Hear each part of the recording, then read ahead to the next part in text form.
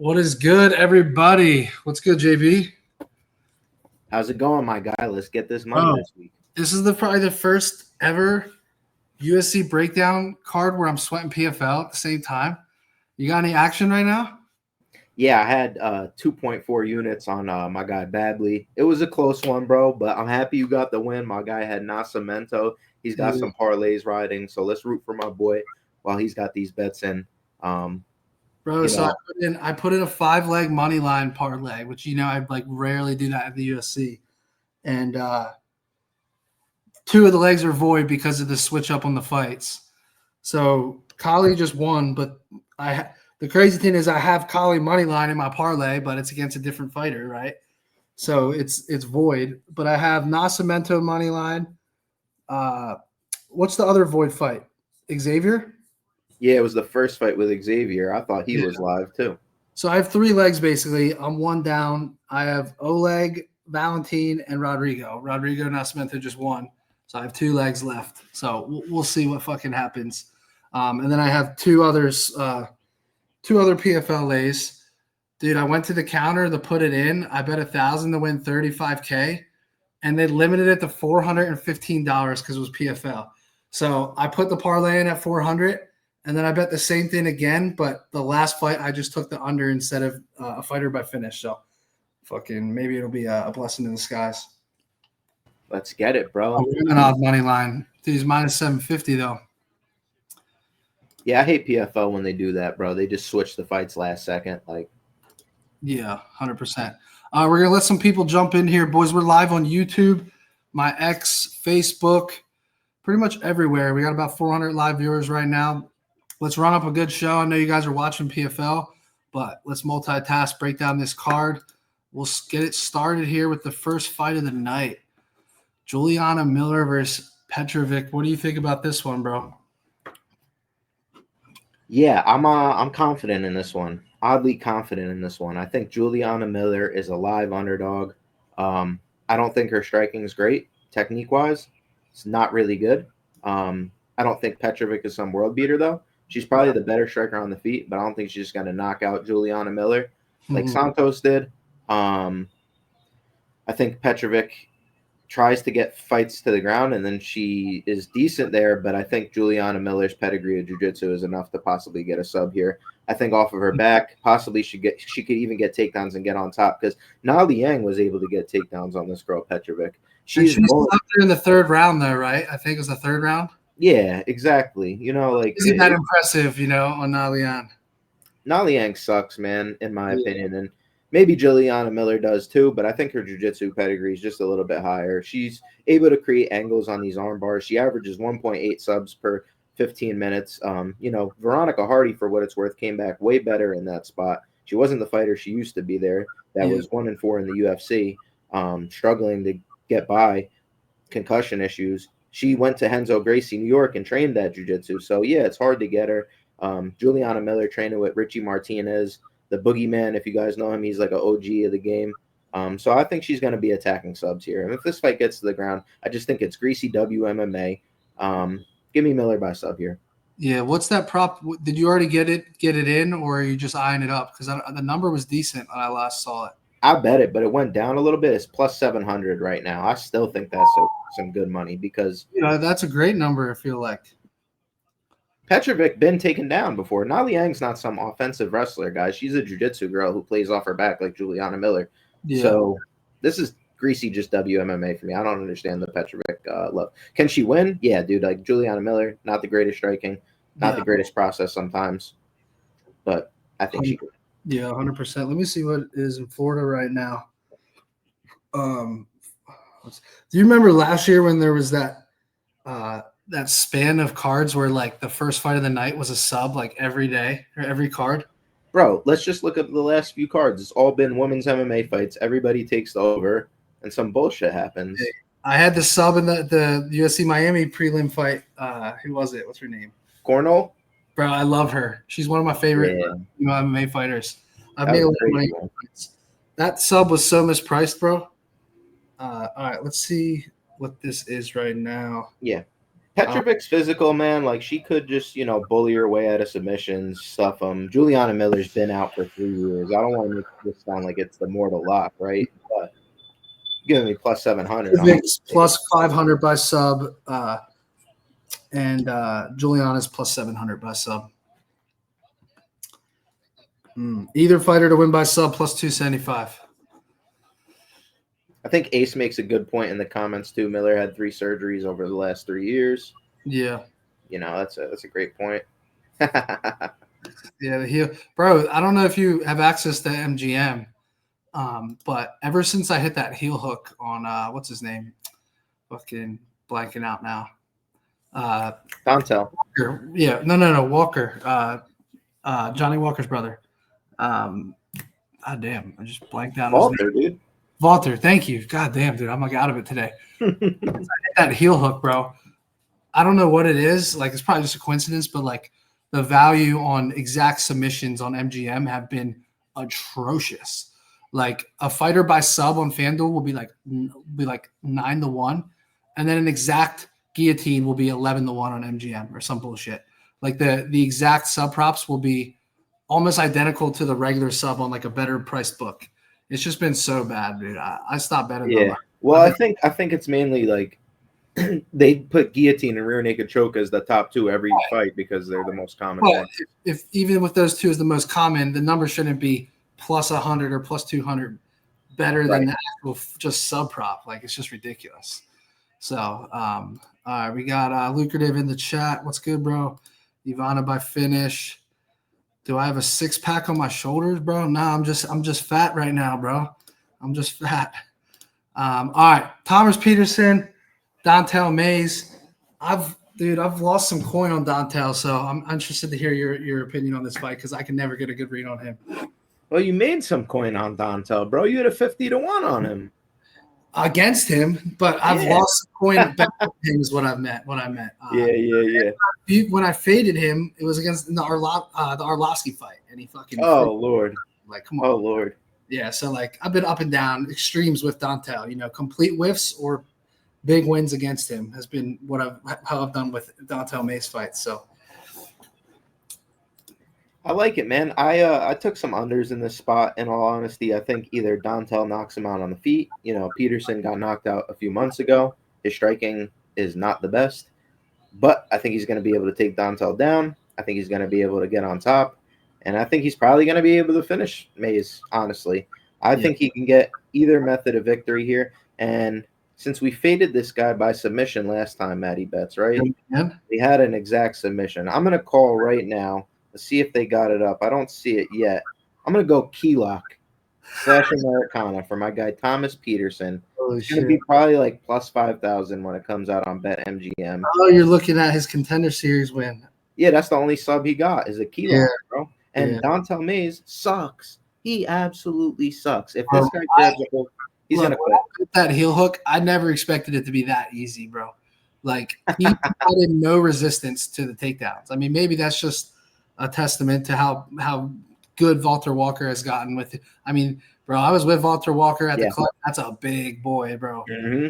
He's like Johnny Walker's a big boy, but Walter is a big boy. Like, he's thicker. He's a big motherfucker. He got him down so easily and made it look so simple. I like Thomas Peterson here as well. I think he's a rightful favorite. I actually think he's kind of inexpensive at minus 265. Like, I just don't believe in Dontel Mays whatsoever here. 11-8 professionally, 3 losses by submissions, 2 straight losses. Rodrigo Nascimento, who just won in the PFL 10 minutes ago, beat Dontel Mays by decision. I just don't believe in him, bro. I think the Andre Arlovsky fight was an anomaly. Like, that was just a weird fucking one-off.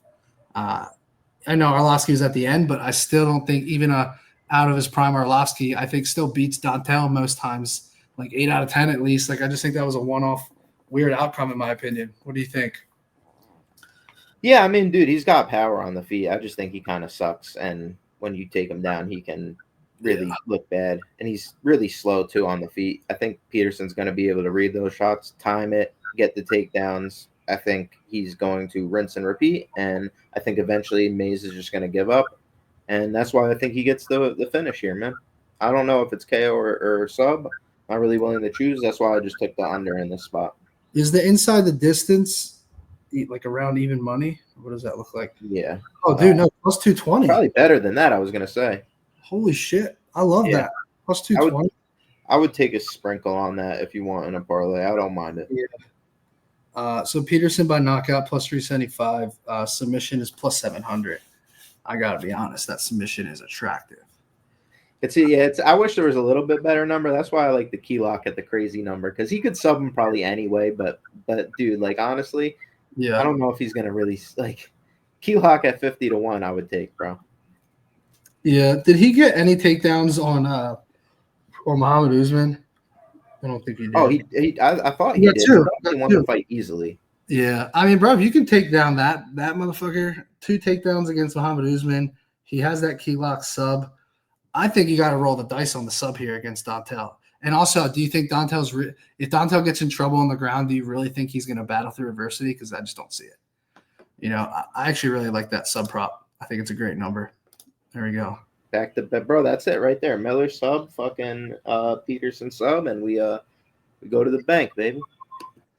OnlyFans models are 0-8 this year. That is an insane statistic. Insane statistic. The PFL up next, Carl Williams versus Oleg. What do I have? I have the money line, I think, on the favorite here. Fuck. All right. Let's move on from this fight. I think we can agree Peterson inside the distance, maybe a sprinkle on the sub. What you got in this one, bro? Method's going to be kind of hard for me to pick here, but I think I'm on the Quang Bang Lee side, dude. I think he's got grappling upside here a lot. I think Gaston Balanos is pretty poor on the ground. I think his striking is overrated. I think Quang can compete with him on the feet as long as he checks low kicks. I do think he is susceptible to them, but that's about the upside I give for Balanos unless he lands a big shot. But I think the wrestling is going to mix the martial art. Like Quang is just going to mix the martial arts enough to where the striking, I think, is going to even out. And I've seen Gaston get cooked by Marcus McGee. I know Marcus McGee is really good, but he got cooked by him. And then he got face planted by Romeus. Romeus was getting the spots on him where he would be in dominant positions and just do the dumbest shit and let this guy Gaston Bolaños off. I think my guy Quang Lee is not going to do that. I think he's going to be able to get to the back. And I think Quang Lee could even get a fucking sub, bro. Back-to-back subs, bro. Lots of sub opportunities early, it sounds like. I'll tell you what. This guy's been sub 2 times in the career. He had a guy on his back who doesn't know what the fuck he's doing. And I think the sub is live, bro. But I think all methods are live here, but the sub's a crazy number, bro. I mean, going from Marcus McGee to Cortavius is like just night and day, but he didn't look good in either fight. You know, I think it's dog or pass here. I think I'm with you, bro. I think Gaston Bolaños, if he doesn't get the KO, I don't think he covers. I agree. Plus 115 is the number on the dog here. Lee by decision plus 300, KO plus 550, submission plus 750. I can see a decision win here from the underdog here. I kind of eyeing that up here on this. It probably won't make the cycle, but I'm eyeing it up. I'm with you on that, dude. I think that's his most likely method of victory too. Yeah. He just out grapples him, gets him in these positions, outstrikes him on the feet. Right. Maybe a fair sides. Has Gaston lost the decision though? Let me go back and look. So Lee's 3-1 when it hits the scorecards. Yeah, that's pretty solid. But he's lost the decision, so it's possible. Yeah, 2-1. And he's losing decisions in Bellator. And he got guillotined in Bellator. He got choked out a couple times in Bellator, bro. I would be scared of the sub prop, truthfully, if I'm on that decision. Maybe a double chance on the underdog sub decision. Double chance could be a solid number. That's probably dude, I was talking yesterday with my guy Liam, and I don't trust this guy Bolaños' chin. I know not a lot of people talked about it, but he got knocked out by McGee, and then Romeus, they didn't count it as a knockdown, but he definitely got dropped. Interesting. All right, let's move on. I don't want to spend too much time on this fight. Yeah. This fight, I'm dying to get your fucking insight, bro. I know we texted a little bit back and forth earlier today, but I'm very torn on this fight. Marina Rodriguez, not easy to put away. Jillian Robertson, more or less like entering her prime. Like she trains at Boca Boxing here, about 10 minutes from where I live. one of my boxing coaches literally has been like sharpening her tools. She's getting better every single fight in striking. She's still not a striker, let's be honest, but she's getting more competent there. The problem with Jillian is I know she like set the record for finishes or subs or whatever it is for this division, but whenever she steps up in competition, I just never know if I can trust her to get the finish on the ground. You know, Marina Rodriguez, yes, she can get taken down easily, but can you put her away on the ground? I can never trust Jillian. And the Polyana Viana finish hasn't aged that great because everyone's putting Polyana away, and Polyana just got put away in the first round, and it took Jillian even longer. You know, and it's like as soon as Jillian steps up against good competition, like if this goes to the scorecards, there's a world where Marina wins 29-28, you know, just doing more damage on the feet. The question is, can she get up off of the takedowns and then piece her up on the feet? The decision number is way bigger on the dog here. So it's like very tempting for me to take a stab at it. This was a fight I was actually eyeing up for the decision leg in the cycle, but there's a lot to look at, right? Who's going to actually win the decision for one? And two, is Jillian going to finish it if it's on the ground? So it's very tough here. What are your thoughts? I think Jillian Robertson's going to fuck her up, bro. I think Really? she's going to take her down. I think Marina Rodriguez gets bailed out in a lot of these fights. Like, you know, Robertson might not have the best wrestling, but she's crafty and her striking's good. It's getting better, like you said, enough to where I think she gets inside. You know, if Marina doesn't knock her out, I think Jillian's going to get a takedown here. She's been taken down in literally every single fight but one of her fights. Jillian Robertson gets takedowns. I think Marina's going to wind up on her back. I think Jillian's going to do what she does. She does not give any space here. She doesn't give any space on the mat. And Marina Rodriguez, when you watch the fight versus Yasmin Lucindo in the second round, Yasmin Lucindo, the ref stands it up because there's no activity. At the end of the day, Jillian Robertson's going to be active. That's never going to happen. The ref is not standing it up. In the third round, Lucindo gets her to the mount, and she sticks her chin in her eye socket, bro. And the ref stands it up. Jillian's not sticking a chin in her eye socket. She's going to stick her elbow in her eye socket, and then she might finish her either which way or a dominant decision. I like Jillian round 3 decision. I like Jillian 2-3.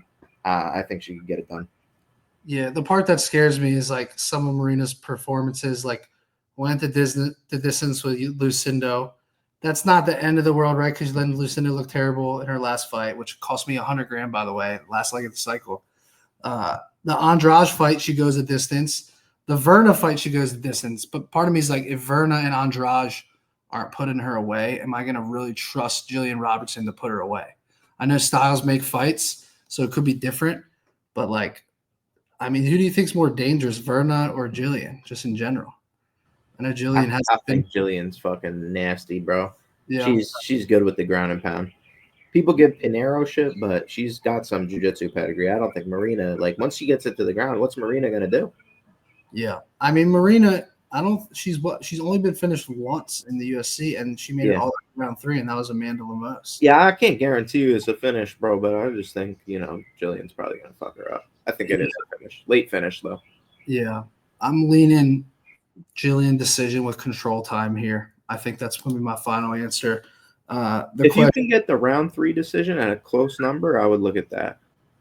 Yeah, I'm talking for the cycle, though. Oh, yeah. I don't know if I want to do it, but, I mean, is the number even good enough? Let's take a look. You're talking about Jillian. Jillian decision is plus 110. That's the most likely outcome. I think it hits, though. I really do think it hits. I think her is good enough now where, like, it's not going to be a total mismatch on the feet. Like, yes, she's going to be at a disadvantage for sure. Yeah. But I think she can do enough to set up the takedowns and then win minutes. Yeah. So you think Marina's good enough to survive? That's where I'm like, I don't know, bro. She's 37 years old. Jillian's a problem, bro. You know. This could be a breakout performance for sure for Jillian. Like, it's set up. It's honestly set up like that, where, like, she's 29. She's dialed in. Marina's on her way out. I think she said it's her last fight. If someone told me, I might be mistaken. Oh, that's the case, dude. Fucking Jillian ITD. It's her. I mean, it's coming close, though. It's not coming close for one girl, and it's coming close for the other girl. There's no doubt about that. So, yeah. I think I got to stick with my gut here. That's fair. I'm going to go Jillian decision. It's WMMA. The other thing with Jillian is every time you bet her sub or KO, it goes the opposite way. It's either ground. So, it's really hard to bet her methods. I agree. Yeah, no, it is tough. All right, let's move on here. A 4-1 favorite versus Ryan Loder. Who do you like in this matchup? Because I was this close to putting this one in the cycle, but I backed off of it.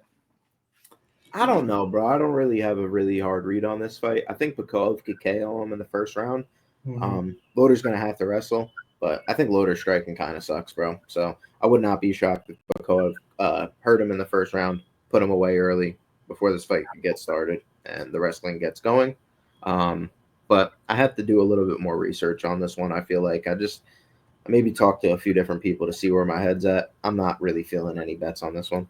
Yeah, I was looking at that round 1 prop as well. Bekoev? Yeah, I like it. Yeah. But I think if he doesn't get it in round 1, then I think the fight gets tricky. I didn't like his what was it, a split decision win in was it an LFA? Who was that? Against Dylan Buka. That was a while ago though, bro, 2023, but yeah, I mean it was, June 2023, so it wasn't years ago, but it obviously improved a lot since then for sure. You're right. But he got two KO finishes since then, both in 2024, 2025. The Zachary Reese one I think is somewhat impressive. I actually think somewhat highly of Reese. I don't think he's a world beater, but I think he's okay. I think he's solid. I like Bekoev KO here, round 1, but it's a tough fight. What does that pay? Like plus 650, plus 750. A little lunch money, The KO in round 1 or just round 1? I think that's KO 1. Yeah, I like that. I don't think it's up yet for me here in Florida on round 1 KO. Or no, it is probably under parlays. Hold on.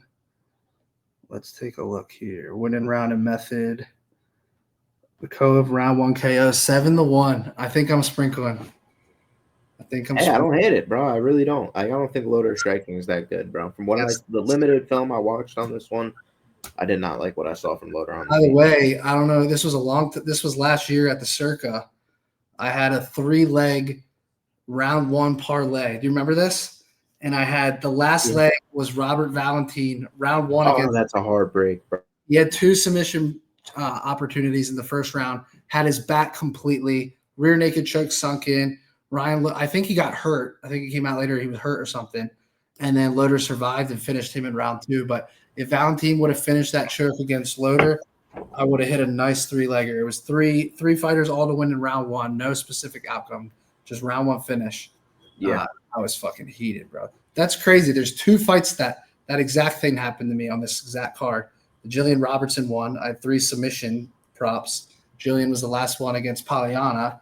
And then this fight, Loder was the last one on the 3rd leg. That's crazy. That was last year. Yeah, 297. I remember that one. Yeah. Just a number. I probably had like 7 or 8 lays last year that came down to that last leg. And last leg, bro. Every time, dude. It's last year was rough too, dude. Every time, bro. I think chat likes the KO as well. Yeah. Pound and pound, Zach against Zachary Reese. Mm-hmm. All right, Miesha Tate here, 38 years old. I think she's the right side, bro. What do you think? This is a greasy WMMA fight, bro. Like, her only win in the last years is Julia Avila. You know what I'm saying? But at the end of the day, from what I see from Yana Santos, I don't like her takedown defense. I think she's probably going to get put on her back here. And I think Miesha could win a dominant decision or win in the later rounds. Same thing I think about Jillian Robertson. Yeah. I had a buddy tell me that even though this is Miesha's, it's a retirement fight, right? Or yeah. No, definitely not. She's talking about going for the title. So someone tell me so. Okay, so actually that's right, because that's the whole reason she said this. So apparently she said she's not looking to put on some BS performance. Like, she's going in there and getting her out of there, which pretty much takedowns and finish her on the ground, in my opinion, is what that means. I was looking at that Miesha Tate sub prop. What's it at right now in Florida? Yeah. Dude, there's 5 fights now we've talked about that all have sub options that we like. Decent. I actually took a little sprinkle here. You're gonna hate me here. I took the ground and pound KO rounds 2 or 3. Really? I think she gets it done late with the ground and pound, bro. Yeah. Maybe just round 2, 3 finish is the best option. That's a fair one. I honestly think that's probably the way to play it. Miesha round 2 plus 1300, round 3 plus. That 4. way you're not fucking hating yourself if she punches her out. You know what I'm saying? And you're not hating yourself if she gets the sub and you take the KO. Then you're gonna be really upset. You can get Misha by finish at plus 425. Yeah, not bad. I was gonna say, dude, what if she just takes her down in the first round and subs? Right. Or, I think I might be on that. A plus 425 is a great number, bro. Compared to the sub, I think that's a better option. Yeah, KOs plus 1300, subs plus 650. I'll say the one thing that worries me a little bit is everybody and their mom's on Misha Tate, but like at the end of the day, bro, it's a fight. Like I worry more about that in the sport of football, basketball. Right. A fight's a fight at the end of the day. You can ignore all the bullshit in this sport, the better. Like trust your tape study, trust your reads, make sure the math checks out, and just fucking go for it. Like we see every time the closing line value always fucks you. Like, it goes in one direction. You're like, oh, and then you're like, I got great CLV on this fight, and then it always screws you. Like it's always opposite of that. It's crazy. I'm going Misha Tate inside the distance. I'm actually getting a weird feeling compared to that Jocelyn Edwards fight. As soon as you said round 1, like I think a lot of people try to get that Jocelyn Edwards fight round 2, 3, like tire her out, beat her up a little bit. And she just comes out and kills the girl in round 1. I don't think anyone had that round 1 in that fight. That would have paid a fortune. Yeah, I had the KO. You can't get too cute, though. You did have the KO. What did that pay? It was like plus 1100, bro. That's nasty. That's similar. The only thing I worry about is Julia Avila kind of sucks, bro, and she didn't. Cavalcanti didn't finish. Cavalcanti didn't finish her either. Yeah, so I don't know, bro. But her back foot, bro, she's good, but like she's not seeking that finish. Right. Like she really she doesn't ever look for it. She just wants to win fights. Yeah, exactly. But Misha, she's dirty. She I was watching her fight versus Avila. She's pinching her nose. She's like digging her freaking hand into her face. She's mean.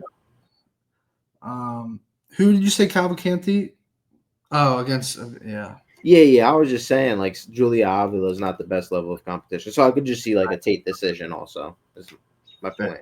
Fair. But I like the finished number compared to that. Like, way better. We're inside the distance on this one and see what we can do. We're in a new era of women's MMA in 2025 with crazy amounts of finishes, bro. There's been so many trash, bro. I'll be honest with you. I don't like her. Yeah. All right, let's move on. Boys and girls, check out our guy, Homa Fight's own Hey Jive Picks. We'll put the link in the video. The level of consistency from this man, 3 years in a row, crushing the books, DFS and sports books. If you sign up right now, you can actually get the rest of the PFL card and this Saturday's card for free going into next week. Go check that out. Code Iowa. Jake, if you can put that in the comments, and you guys can check that out on Twitter, Homa Fight Picks on Instagram, or anywhere on any of our social media channels. Go get those picks for free this weekend. Let's dive into this one. I can't wait to hear your opinion on this one, bro. I've convinced myself that Jeremy Stephens by knockout must be the trap of the century because the books are not budging. They're giving you 9-1, 10-1 plus on this man by KO. I know he's 38. I know he loses every time he fights in MMA, but it's hard to ignore what this guy does on the feet. And mentally, I think he's just in another universe than he used to be. Like, this guy is like, fuck the world type mentality, right?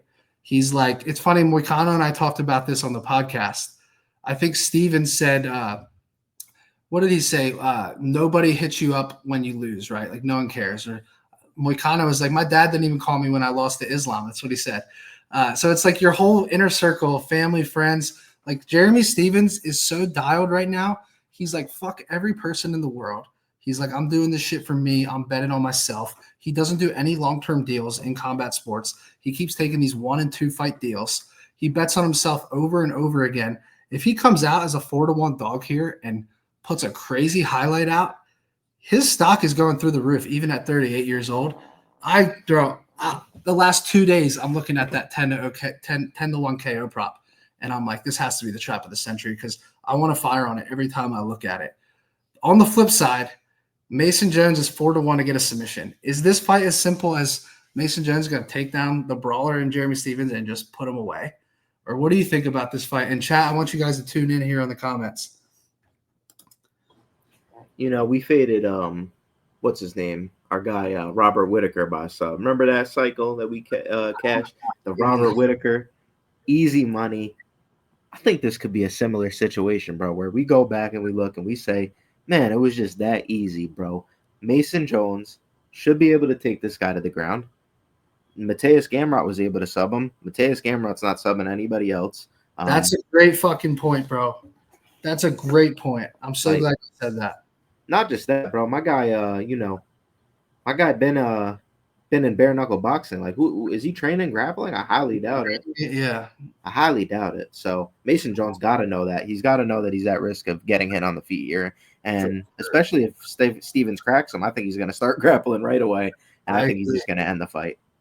Jeremy Stevens, 5 losses by submission. His last MMA fight was in the PFL 2022. Is that accurate? So he's had to go back and look. 1, 2, 3, 4, been 5 a while. great boxing or BKFC fights.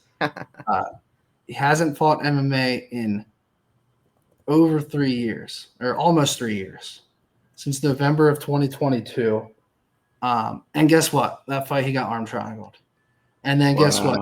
3 fights before that he got Kimura'd by Gamrot, which you nailed it. Gamrot is a control grappler. Like, he will beat you by decision. He'll get dominant positions, land some flurries. He does not seek these submissions, bro. And he got an easy Kimura in round 1 against Jeremy Stevens.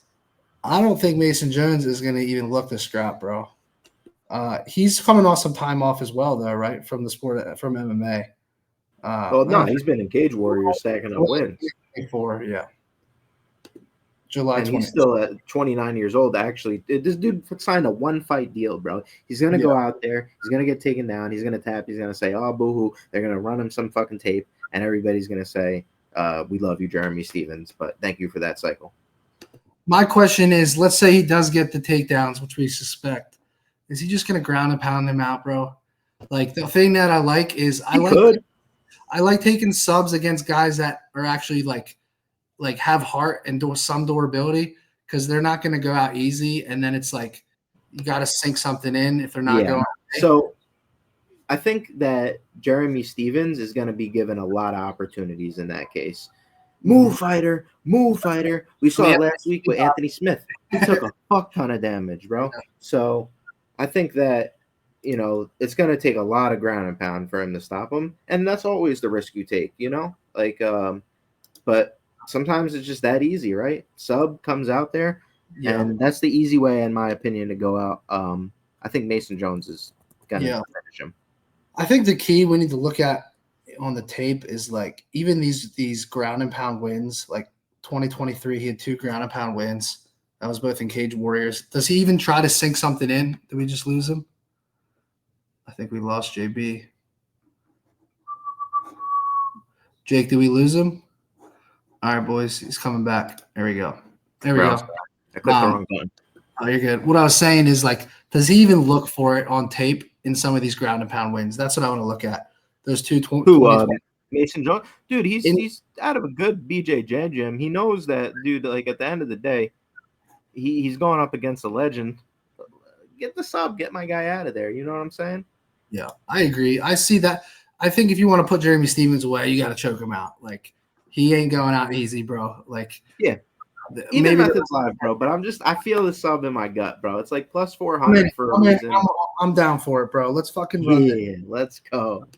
I think this is gonna hit the cycle, bro. I feel good about it. Really, I like there's other subs on the card that I'm like slightly like better, but relative to the number, I think this is the best one. I get 4-1 on like the best path to beat this guy. I get 4-1 on that. And he's a BJJ, like he has BJJ in his arsenal. It's the most logical path to beat Jeremy Stevens.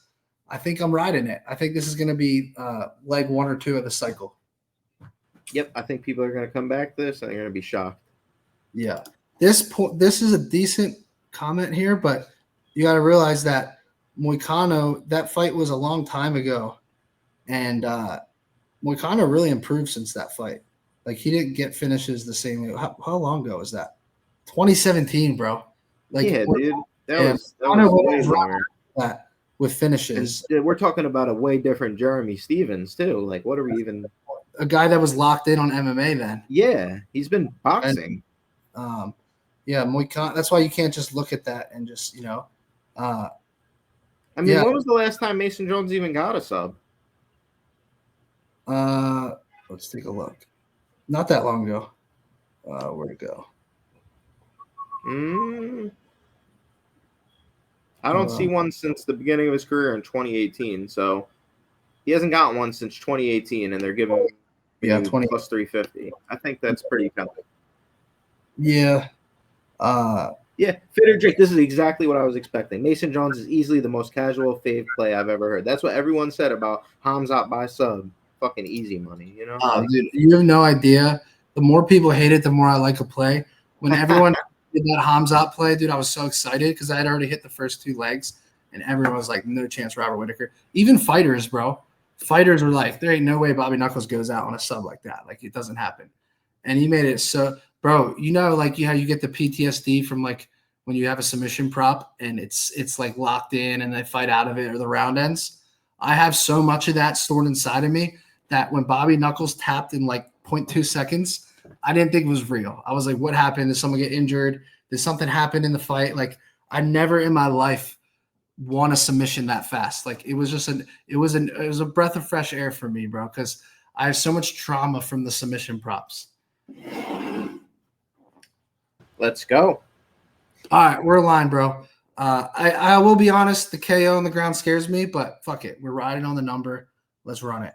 Let's move on here.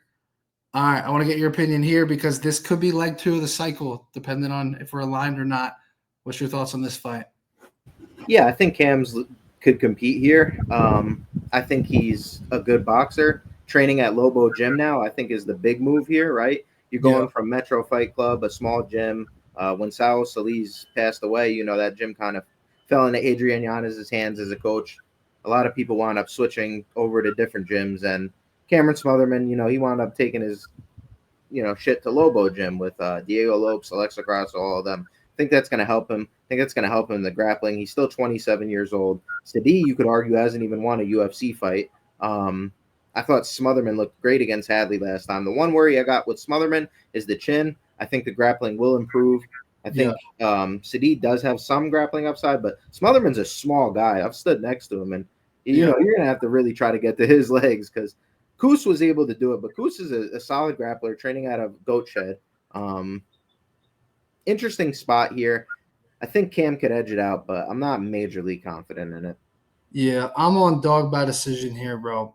Again, I don't know that this is going to make my cycle or not, but I do have the same concerns you have in a little bit on the durability side, but I like some of his wins. I think Jake Hadley, like some of the guys that get cut by the UFC, I just completely disagree with, bro. Like Jake Hadley's not a world beater, but like I thought the guy's solid. Like he's not bad. He's put on some exciting fights, some good. I think it's a lot more behind the scenes things, logistics, stuff like that we don't really see on the surface, if that makes sense. No, it definitely has to be, bro. I mean, Jake Hadley went the distance with Durden and Charles Johnson, and they were like decently competitive fights, like fun, entertaining fights for the most part. The one thing I'll say is, Surrey City got at least some power behind his spots. Yeah. Jake Hadley couldn't fucking bust the fucking grape. At the end of the day, he didn't try to offensively wrestle there, and that's the way you beat Cameron. You catch him or you put him on his back. Yeah, fair enough. We won't spend too much time on this one. I am eyeing up a decision play here, but honestly, I don't know if it's going to make the cycle. We shall see. Yeah, I don't hate it, bro. The number's solid. Yeah. All right, up next, Montel Jackson, probably the hardest hitting bantamweight, bro. Nasty straight hand. When he hits people, they don't fucking move. They don't. They really don't. Daniel Marcos has kind of made a career out of just fucking gaming it, bro. Just doing what he needs to do to win fights, sticking and moving. Good striker on the feet. The question is, has he met his match here? Is he going to lose his 0? What do you think? He's favored to lose. I think Daniel Marcos. I mean, he should be favored to lose, but I think Daniel Marcos could compete here, bro. I think he could land the calf kick, stay on the outside, avoid big shots at Johnson. Blackshear is just kind of a weird fighter to me, but at the end of the day, Jackson, you gotta fucking be aware of that one punch knockout power. It's completely there. It's definitely scary. The finishing upside, in my opinion, is on the Montel side. Can Marcos hurt him? Yeah, it's definitely possible, but I think there's live finishes on the Montel side. But end of the day, I just think this is a dog or pass for me. I think that Marcos has not shown me anything in the octagon where I think he should be this big of an underdog versus a guy that's somewhat proven but kind of inactive in my opinion. And Giannis is a solid fighter, dude. At the end of the day, say what you want. Marcos kept it very competitive with him, and I'm not sure I'm going to be betting here. I think the athleticism, physicality, some of the reach advantage, I think grappling upside lays on the Montel side. So I think he winds up winning this fight, but I'm weary about it. Fair enough. He does have – I was looking at Montel decision here. He might get outstruck, but I think he can have the bigger moments and maybe win on the scorecard. What is that number right now? Let's take a look. I could see that. Marcos starts shelling up because of the power. He knows, I just got to get out of here with a win, without losing, without getting knocked out. I think this could be very split decision type. Yeah, it's actually the most likely outcome. It's plus 135.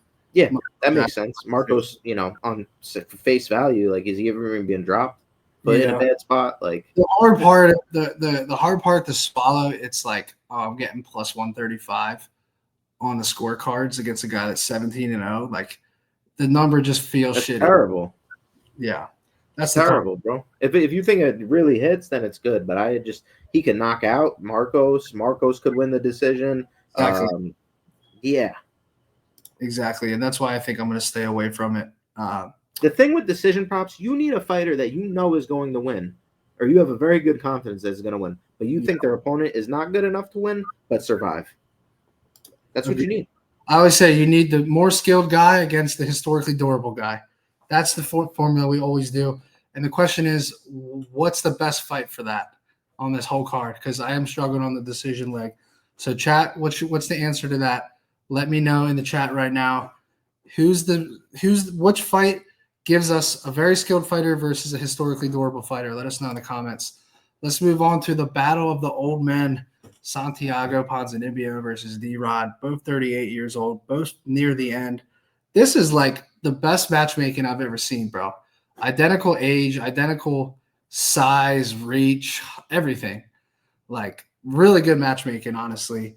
I'm going back and forth on this fight a little bit. I'm interested to hear what you think.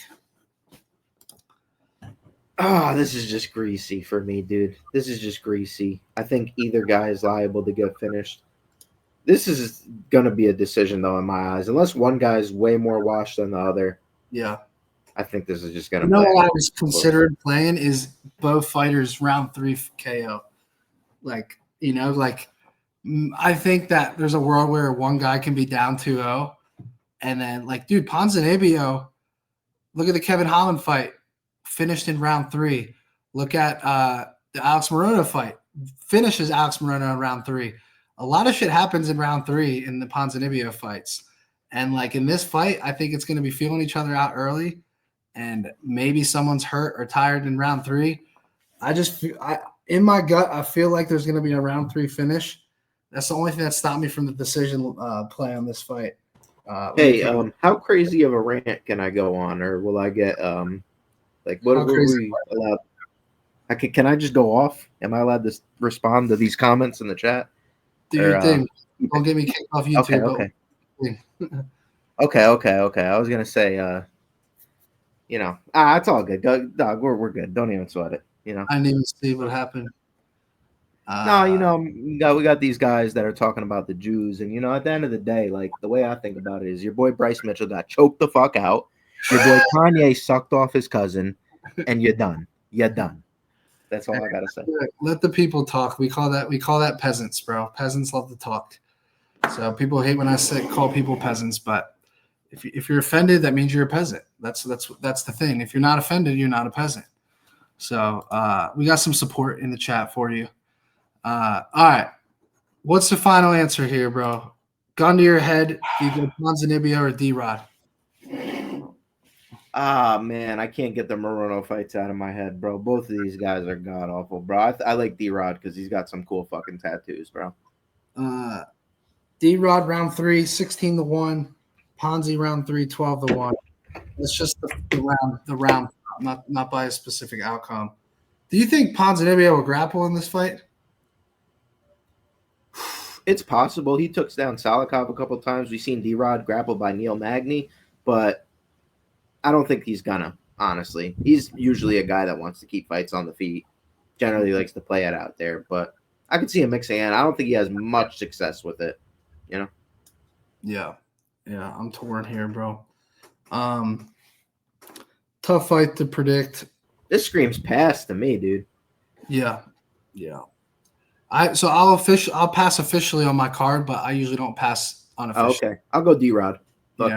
Yeah. I think I'm with you, bro. I'm struggling though. It's such a hard fight. Yeah. Hold on, I gotta look at one thing here at D-Rod's resume. Fuck. I mean, I don't really hold anything against him in that Ian Gary fight. I think the Neil Magny fight is not a great look. Getting finished in round 3. Kelvin Gastelum, that's fine. The one thing I will say is he beat Moreno split decision. Moreno was like short notice, I think, like having a lot of success against Ponzinibbio, and then he just got caught in round 3. That shit was bad, bro. That was a bad look for Ponzinibbio. That's the one thing that makes me hesitate. If you're backing Ponzinibbio, that's the one fight where I'm like, I don't like his performance there. Like, it was a very lackluster performance. And it's like, how is he going to keep getting lucky? Like, Carlson Harris almost put him away in round 1 last fight. I think there's some value on D-Rod as a finisher in that fight. So we'll see, but it's a tough fight to predict. Let's go to this one. Dude, I don't know about you, but the whole world is calling upset here. Rainer De Ritter against Bo Nickel. I don't know if it's like wishful thinking for people, but I think this could be the buy low spot of the century on Bo Nickel. Like, this dude's like minus 8,000 every fucking fight. Now he faces a grappler who's like new to the UFC. I know he's dangerous. I know has belts in other promotions, but like, did we ever think we would get Bo Nickel at a 3-1 favorite this early? You know what I mean? Like, obviously he's fighting top 5, top 10. That's different. But like, did you expect to get Bo Nickel at this price this early on? Because I thought he was going to consistently be over minus 1,000 until he enters like the top 10 or 15. It's just his biggest step up in competition at the end of the day. Like, Sure. I think he's going to knock this guy the fuck out, bro. I think Rainer De Ritter On the has feet, bro? What's up? On the feet or like ground and pound? I think he's going to knock him out on the feet, bro. Yeah. Rainer De Ritter's hittable. Very hittable. We're talking about blue chip athlete compared to I know Gerald Mearshardt's good, bro, but at the end of the day, dude was getting pieced up. His striking is effective, but it's awkward. And yeah, we got all the people wanting to fade me in the chat. I'm feeling good about it, bro. Feeling solid. No, I'm struggling, bro. I like Bo in the fight, period, right? Like, I would back him. Okay. I don't think his money line's expensive, but I'm just, you know me, I'm always looking for an outcome. I also think he's going to have the far better cardio. And, like, this is another fight where I'm looking at that round 3, bro. Like, I really am. I think go look at the tape on De Ritter and GM3. Yeah. Both guys were fatigued badly in round 3. But, I mean, if the only thing I hate is, like, is Bo Nickel's team constantly just going to match him up against grapplers so his striking just gets better? Like, I feel like they're literally just doing this, rinse and repeat, right? So Bo can just strike for 3 rounds so he can keep getting, like, experience in the octagon, like, strike it, because you can't simulate that even in sparring or practice. So it's like, I feel like they just keep doing this, rinse and repeat. Paul Craig, now De Ritter. And it's like, if Bo Nickel doesn't give a shit what the fans or people think, he's literally just going to kickbox for 15 minutes here. You know, and that's what scares me. I want him to fucking take Rainer De Ritter down and show, like, hey, I don't care how dangerous guys are. I'm going to fucking – that's how you're going to gain fans, bro. That's a pretty bad idea, though. That's how you're going to lose a fight. Is it scarier to take De Ritter down or Paul Craig? I think both guys, you know, like, just got to be careful. He could put De Ritter on his back, but end of the day, you know. I think it's scarier to put Paul Craig on his back. But I think it's in general scarier to grapple with De Ritter, if that makes sense. But like Paul Craig off his back is just fucking dangerous. Facts. So he just didn't try. And dude, the other thing I was like, maybe if Bo fatigues him, maybe he gets his back, bro, late in the fight. Dave Ritter's never been subbed, which is why the sub prop pays so much. Like, I don't think Bo Nickel by sub has ever been this high or even close. What was the sub against Cody Brundage? Probably like 2-1, maybe less. I can't remember, but right now, I remember I got a good number on Contender Series. Is like very remember first.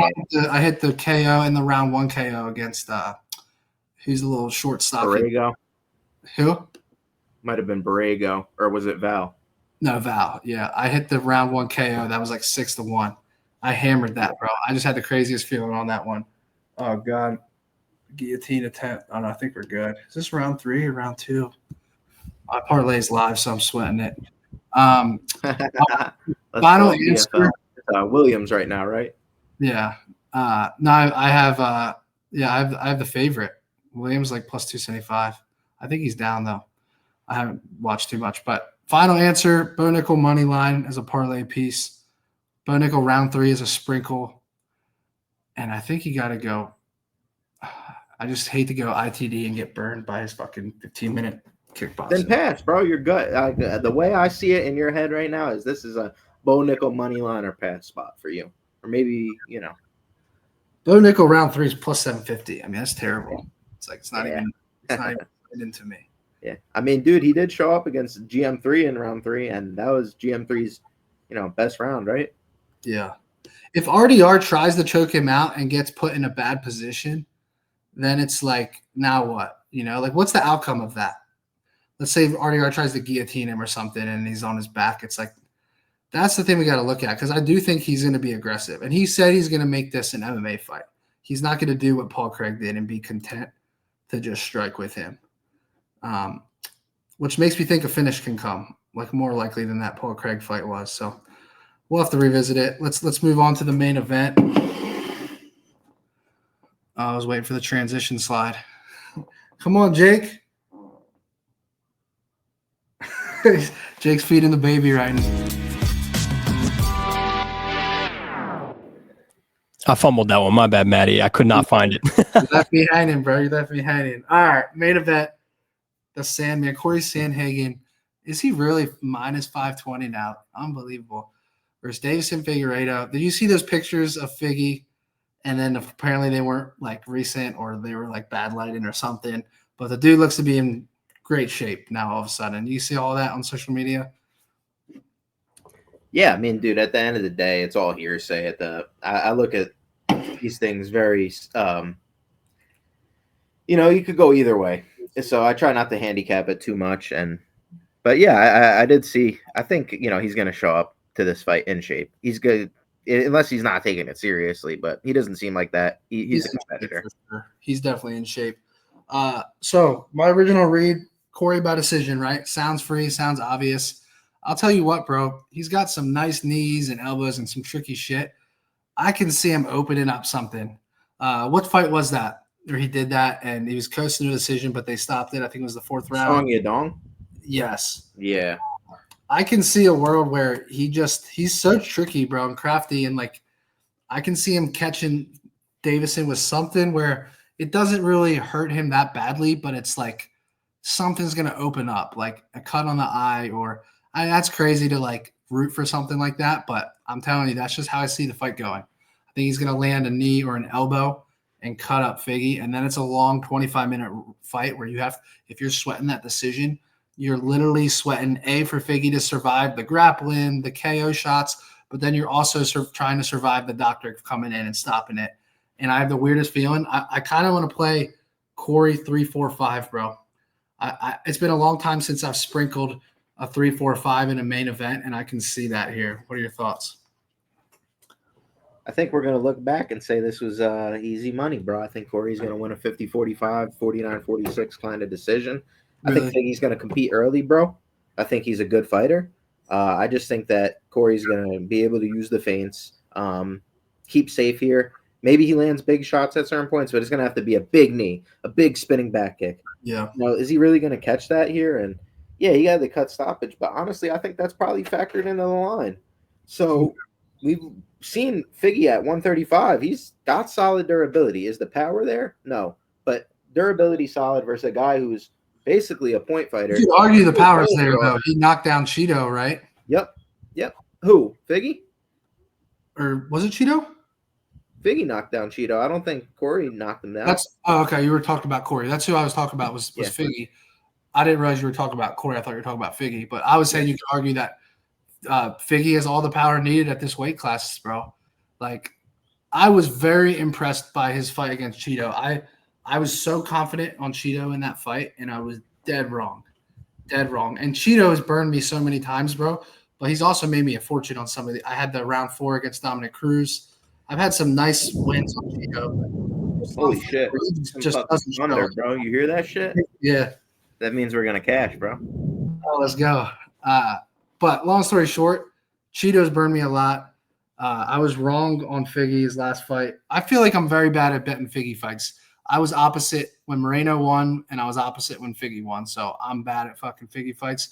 But I'm telling you, in my head, I see Corey getting a late finish here, like 3, 4, 5. But if you guys want the decision, go ahead and play it. The number's not great. It's a 25-minute sweat. He's the better all-around fighter, no doubt about it, in his prime. I can't fault you for taking it. All I'm saying is, what are you going to get? Minus 140 to sweat for 25 minutes? If you really want to do that, go for it. Who fucking won this fight, bro?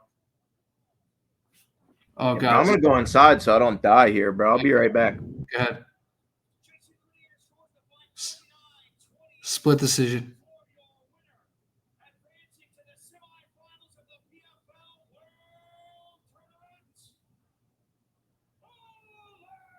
Yes! Let's go! Let's go, boys and girls. I'm reacting live with you. Let's go. Bro, I've won 2 split decisions now in the PFL. This never happens to me in the UFC. Hold on, let me check out my ticket real quick. I never fucking seen the fucking Thunder come back. That shit came out of nowhere. I won 2 split decisions tonight, bro. I'm on a heater. Let's go. Let's keep it going right into the weekend, bro. I want to make sure I didn't miss something. Hold on, Jake. I'm gonna put this ticket in the chat and Telegram, Jake. If you can throw it up there. That way, I'm. Hopefully, I didn't miss something, bro. I don't think so. All right, I'm putting this in Telegram. You guys can throw it up there, Jake. There it is.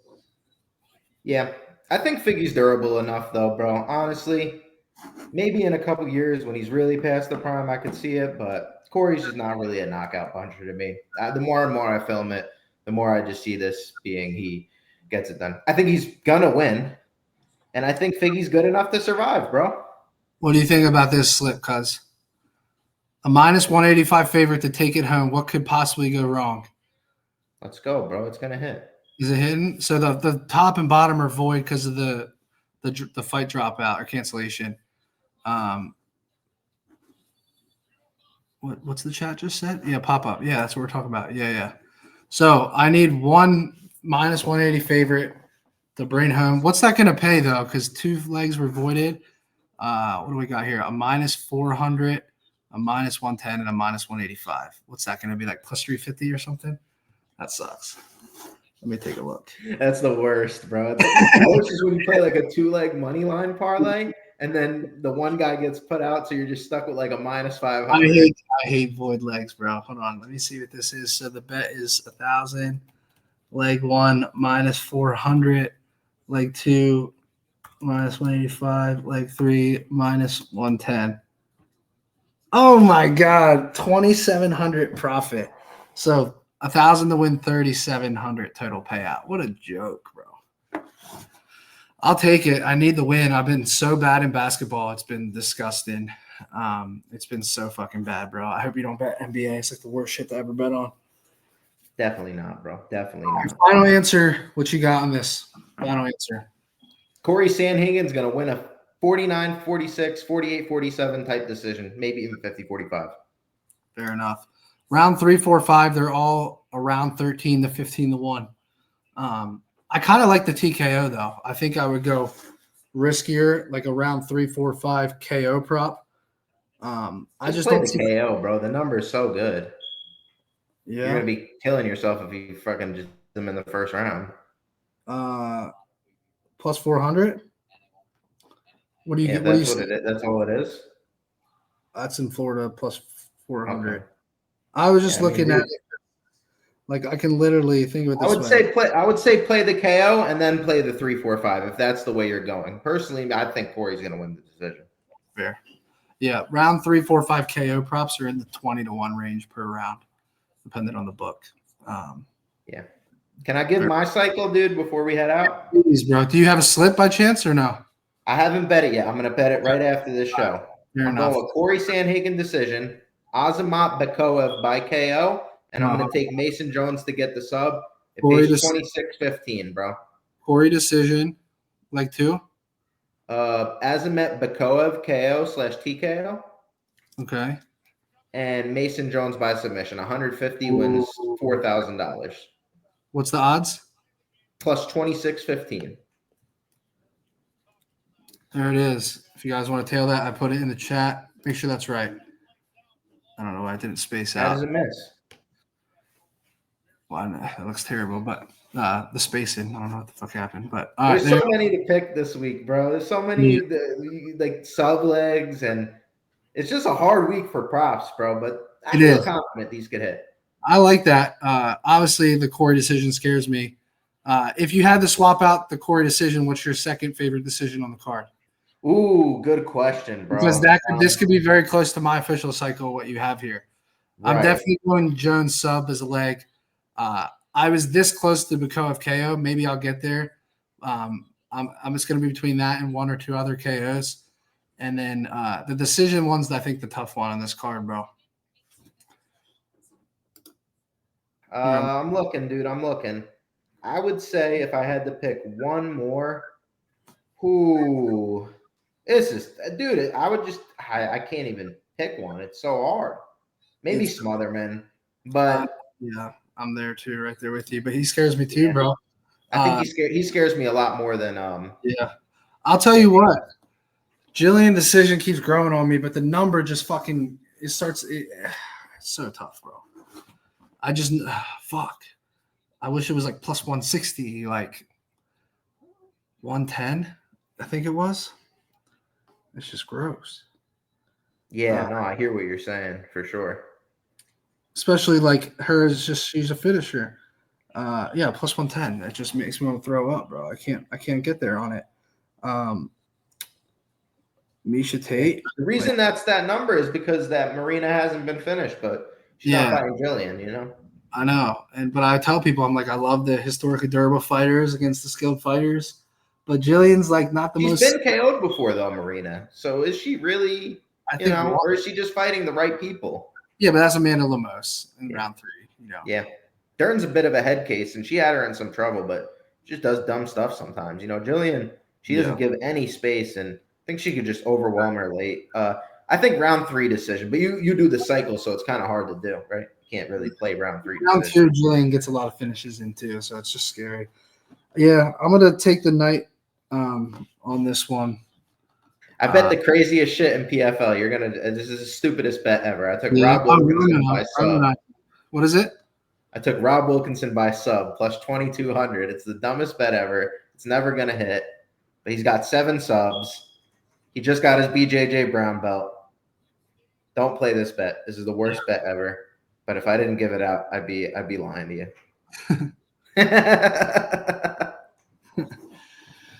All right, boys and girls, that's the show. JB, if you want to shout out any of your channels, shows, go ahead and do your thing, bro. Right now, I'm shouting out Parlay Madness. In 20 minutes, I'm supposed to be going on with my guy, James, Lucrative MMA. He's been on a heater. I'm up, 18 units in the past 3 weeks. We've been doing good. Lord willing, we're going to keep it going. And I'm excited. I think this cycle that I built has a chance to cash. I think maybe we're close. You're a little nervous on the Corey decision. So maybe I'll look into what leg you could replace that with, and I'll hit you up in the DMs, bro. The last thing I'll say, Corey's pushing for that title fight. It's a big difference whether he gets a sick finish versus the fans booing him to a decision. That's the other thing that's in the back of my head, Big facts, bro. That's a fact, man. So, all right, bro. I appreciate you joining the Can't show. wait. Guys, go drop him a follow when you can. Please. Good luck this weekend, bro. You too, bro. I can't wait to see what you cook up. Yes, sir.